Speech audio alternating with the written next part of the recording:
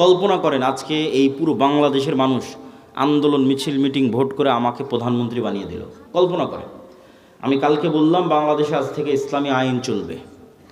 আমার এই ঘোষণার পরেই ভারত এবং আমেরিকা বাংলাদেশকে অর্থনৈতিকভাবে বয়কট করবে না করবে না? করবে।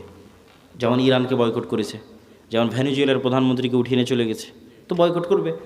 তো যখন বয়কট করবে তখন এই দেশের যে সুযোগ সুবিধাগুলো আপনি এখন ভোগ করতেছেন, এখন এই যে বিদ্যুৎ চলতেছে, ডলার আসতেছে, প্রবাসীরা কাজ করতেছে, ইউরোপ আমেরিকায় অসংখ্য প্রবাসী আছে, বিজনেস চলতেছে, এলসি হচ্ছে, কত কি আছে, এগুলো সব একদিনে ডাউন হয়ে যাবে এবং এই ডাউন করার ক্ষমতা তাদের আছে।